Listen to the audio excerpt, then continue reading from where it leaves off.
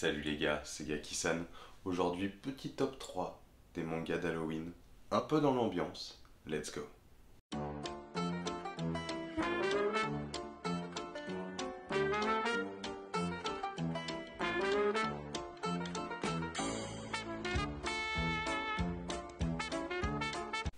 On commence avec le premier manga. King's Game. King's Game, au scénario c'est Nobuaki Kanazawa et au dessin Hitori Renda. King's Game, le résumé, c'est maintenant. Nobuaki est réveillé en pleine nuit par un étrange message qui met au défi deux de ses camarades de lycée de s'embrasser. À en croire le mystérieux expéditeur du mail, la classe entière participe à un King's Game, un jeu du roi, auquel elle ne peut se soustraire. Jour après jour, à minuit pile, un nouveau défi s'affiche sur le téléphone portable des lycéens, qui finissent par découvrir la cruelle vérité. Ils ont 24 heures pour exécuter les ordres du roi, et la sanction en cas de désobéissance est la mort. King's Game, c'est plutôt moyen. Pourquoi c'est plutôt moyen? Déjà, il faut savoir que ça se termine en 5 tomes. Un manga assez rapide, ça, dans les faits, ça me dérange pas trop.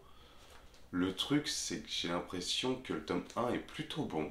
Plus on avance dans le manga, plus je trouve que l'œuvre, elle perd en qualité au fur et à mesure.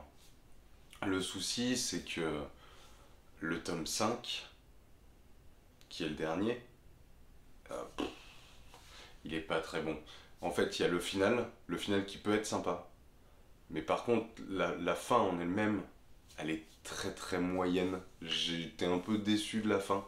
Justement, alors, je ne spoil pas, mais on se pose forcément 1 million de questions sur tous les lycéens. C'est un côté que j'aime bien d'ailleurs, de me dire, ok, c'est lequel qui gère le jeu. Mais finalement, voyez par vous-même. En contrepartie, au niveau des qualités, je trouve que les jeux sont vraiment plutôt bons et qui montent vraiment crescendo. Et c'est pas mal parce qu'on parle d'un bisou entre lycéens et puis après ça va être de plus en plus compliqué et un petit peu plus psychologique et c'est ça que j'avais aimé dans King's Game. Mais comme je vous ai dit, la fin gâche un peu tout. Donc est-ce que je vous le recommande? Oui et non. C'est sympa mais sans plus. Derrière, il faut savoir que King's Game a beaucoup de spin-offs, si je dis pas de bêtises. Je crois qu'il y a le après, il y a le avant. Mais je n'ai pas du tout lu les spin-offs, tout simplement parce que l'œuvre de base m'a pas assez emmené pour pouvoir aller fouiner un petit peu sur les alentours. N'hésitez pas à me dire dans les commentaires si vous avez lu les spin-offs et si vraiment le fait de lire les spin-offs peut rendre l'œuvre originale convaincante et logique. Parce qu'il y a des trucs sur la fin justement, on se dit c'est tout. Et peut-être que le après, je crois que c'est King's Game Extreme, répond à cette question. Auquel cas, n'hésitez pas à me dire ça dans les commentaires. On enchaîne avec The Killer Inside, le psychopathe qui sommeille en moi. À première vue, Eiji, discret et maladroit, ne se démarque pas de la foule des étudiants de sa fac. Pourtant, il tente depuis longtemps de faire oublier au monde que son défunt père n'était autre que le tueur en série Double L. Tristement célèbre pour les horribles tortures infligées aux jeunes femmes qu'il a assassinées. Après des années passées à fuir la presse, Eiji a enfin réussi à trouver sa place. Mieux, il se réveille un matin avec une des plus belles filles du campus à ses côtés. Elle lui avoue être tombée amoureuse de lui lorsqu'il l'a sauvée des griffes d'une brute épaisse. Un vrai conte de fées, dont le jeune homme n'a aucun souvenir. Les 3 derniers jours sont un trou noir dans sa mémoire. Comme si quelqu'un d'autre avait vécu dans son corps à son insu. Et, pendant son amnésie, un cadavre de femme mutilée a été retrouvé dans le quartier. Pour la police, ça ne fait aucun doute. C'est du double L tout craché. The Killer Inside, c'est une tuerie. J'ai pas fait exprès. The Killer Inside, comme vous avez pu le voir dans le résumé, ça raconte l'histoire d'un gamin qui finalement a des antécédents au niveau de sa famille. Son père était le tueur double L qui assassinait des femmes. Mais alors quand je dis il les assassinait, je vais essayer de vous trouver ça. J'espère que vous allez bien voir avec la lumière. Voilà. C'est un gros barbare, quoi. Hein, c'est clairement un gros barbare. Et du coup, notre protagoniste, en fait, va faire une soirée avec ses potes. Et effectivement, comme il est dit dans le résumé, quand il va se réveiller le lendemain matin, il sera avec l'une des plus belles filles du campus. Et de là, lui au début, il va pas trop se poser de questions. Il va se dire, bon, bah, cette nuit, j'ai un peu picolé, j'ai pécho la plus belle fille du campus. C'est honnête. On va pas trop se poser de questions. Mais finalement non, puisqu'en fait, elle a été séduite du fait qu'il se frite avec la brute du campus. D'ailleurs, quand ils vont se retrouver, la brute va prendre peur. Et notre protagoniste va comprendre qu'il y a un problème. Qu'il sait pas vraiment ce qu'il a fait, mais c'est quand même bizarre qu'il fasse fuir la brute du campus. Et de là, en fait, on va se rendre compte qu'il a un alter ego qui ressemblerait, alors c'est son avis à lui, mais il pense que l'alter ego est un peu psychopathe comme l'a été son père, et donc ça va enclencher plein de scènes qui sont vraiment stylées. Voilà, il va y avoir un meurtre, donc entre temps il va se faire embarquer par les flics qui vont lui poser pas mal de questions, et il y a des... Je vous dis une bêtise, par exemple sur le cadavre, il va manquer une oreille, quand il va rentrer chez lui, il va ouvrir son armoire, il y aura l'oreille, et il va vouloir savoir si finalement c'est bien lui qui a tué cette femme ou non, et en plus il doit gérer sa nouvelle vie, puisque tout ce qui lui arrive est un peu grâce ou à cause de son alter ego, donc c'est ultra psychologique, c'est des dessins qui sont très beaux, et en plus, je trouve que notre duo de protagonistes, donc notre héros et la plus belle fille du campus, j'ai oublié son nom, je suis désolé, ils sont super attachants. Ils ont un petit truc, et ce qu'on pourrait croire, voilà, ça va être la plus belle fille du campus, donc oh là là, on va se faire chier les gars, la meuf elle va avoir aucun cerveau, elle va être juste là pour ça, voilà. Mais finalement non, et elle est ultra intelligente, elle aide beaucoup notre protagoniste, et vraiment le duo est très bon, et l'histoire est vraiment top. Là, à l'instant T, il me semble qu'il y a 7 tomes où le septième va sortir, après ça dépend quand est-ce que je vais poster la vidéo.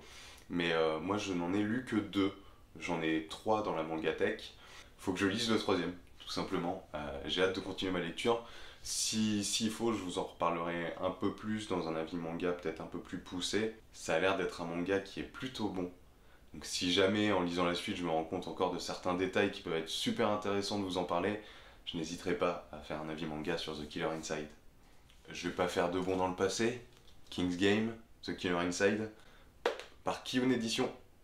On termine avec Gannibal, ma petite pépite. Gannibal de Meian Edition, par Masaki Ninomiya.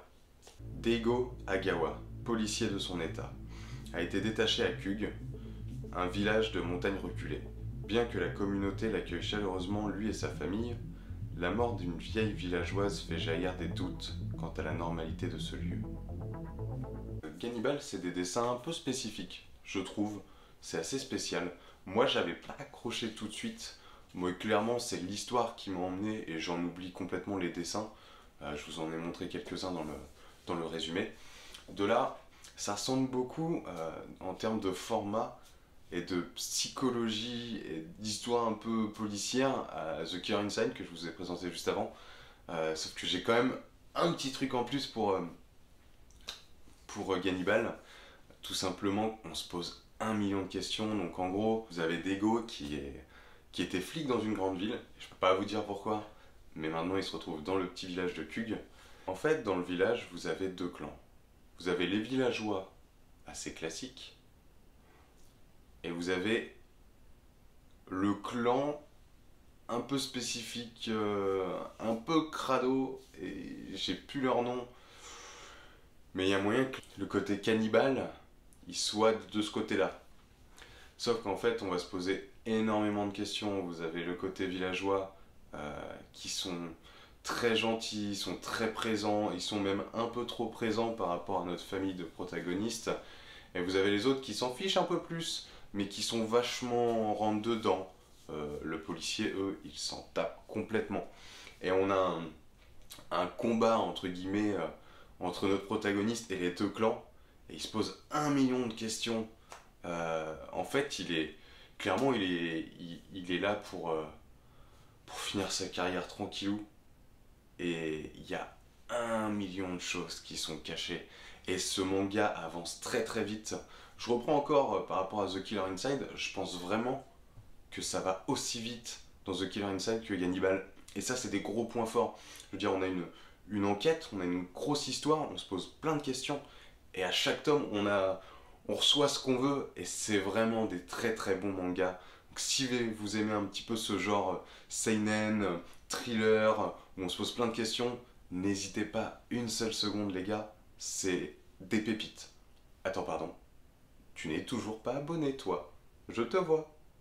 Même s'il fait plus sombre, je te vois. Je le mets là. N'hésite pas à t'abonner, ça ferait ultra plaisir. Il y a encore plein de vidéos qui arrivent. Voilà les gars, c'était 3 mangas pour Halloween.